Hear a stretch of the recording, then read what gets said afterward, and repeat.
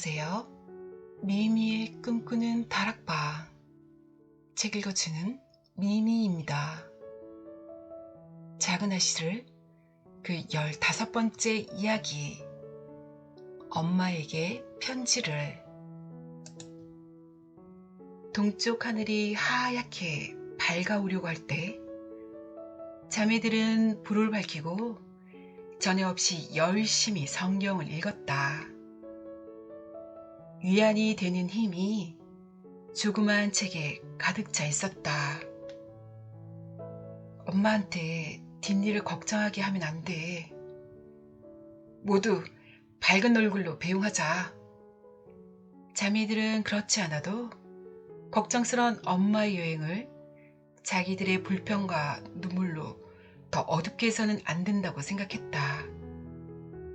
밖은 아직 어두운데 집안은 환하게 불이 밝혀져 술렁이고 있었다. 한나 할머니가 부지런히 아침 식사를 준비하고 있었다.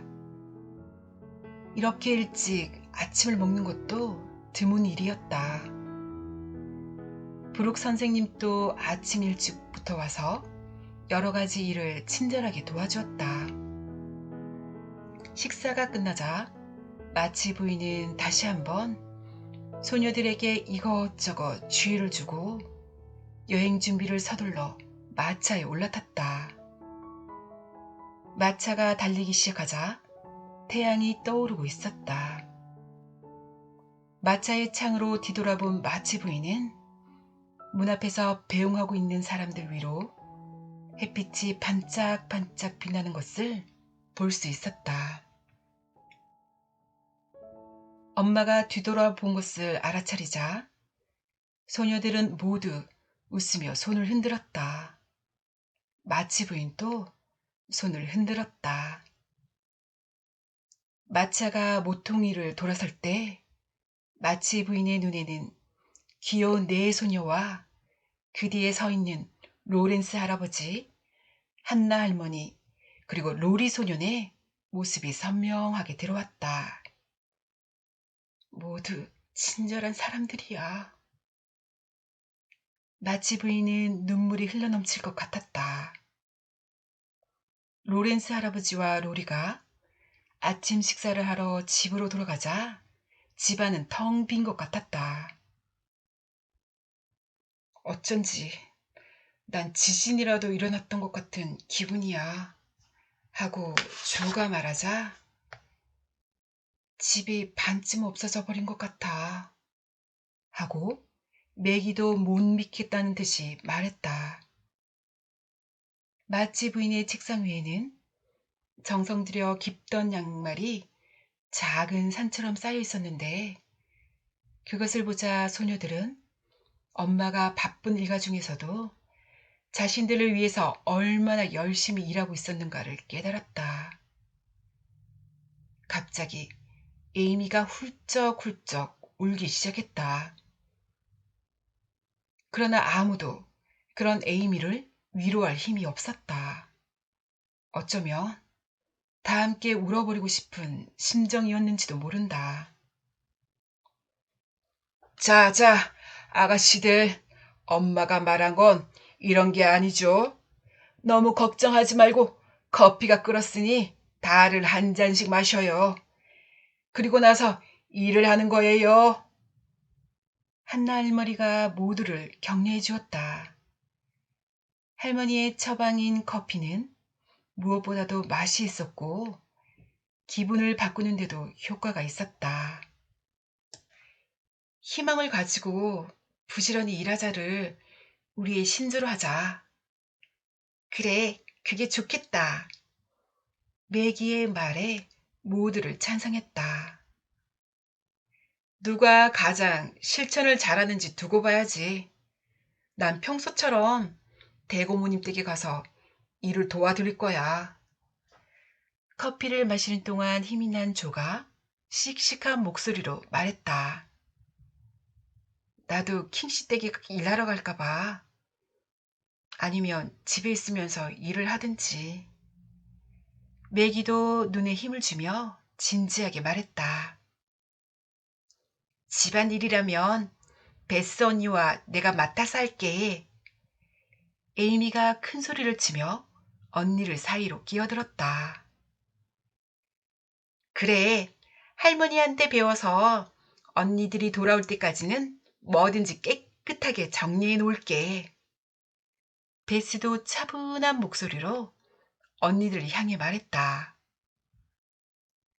가정교사로 나가는 매기와 대고못댁 일을 도와주러 가는 조는 문에서 손을 흔들고 헤어지면서 서로를 격려했다. 오늘은 킹씨네 아이들이 설치지 않았으면 좋겠어. 대고모님이 잔소리하지 않길 빌어. 다음날 마치 부인에게서 속달려 편지가 왔다. 한때는 중태였던 아빠도 멀리서 뛰어온 엄마의 간호에 힘입어 점점 좋아져 간다는 소식이었다. 아, 다행이야. 이 소식이 얼마나 자매들의 마음을 안심시켰는지 날짜가 지남에 따라 마치 부인에게서 오는 편지는 더욱더 모두의 마음을 밝게 해주었다. 자매들은 모여서 편지를 쓰곤 했는데 불룩해진 봉투를 누구 한 사람이 조심스럽게 우체통에 넣고 오곤 했다. 매기의 편지는 향수 냄새가 나는 편지지에 예쁜 글씨로 씌어 있었다. 보고 싶은 엄마.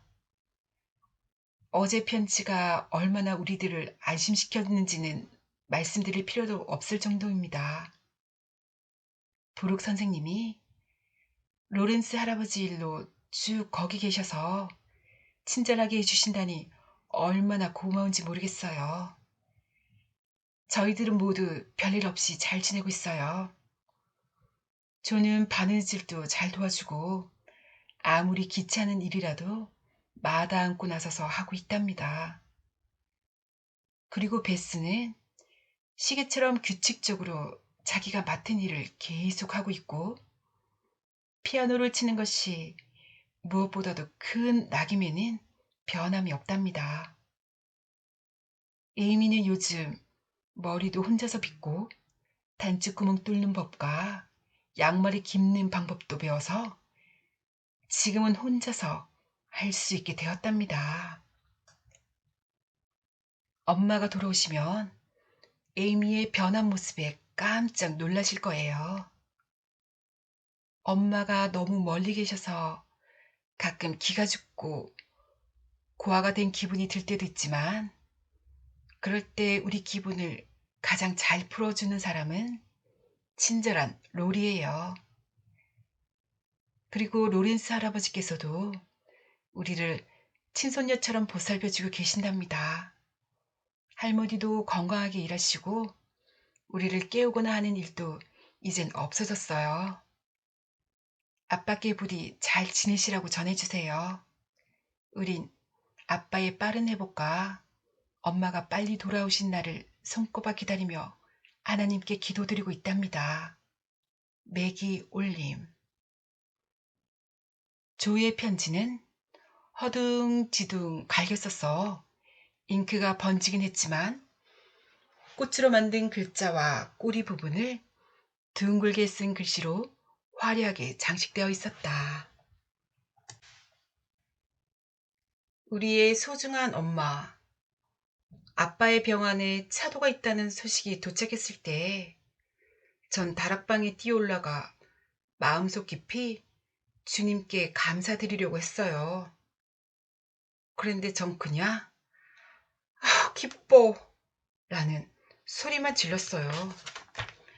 그래도 하나님은 기도한 것과 똑같이 들어주실까요?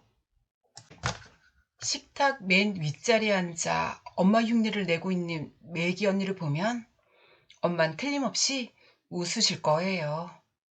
하지만 매기 언니는 날이 갈수록 예뻐져가는 것 같아 저도 때론 황홀해서 넋을 잃고 볼 지경이랍니다.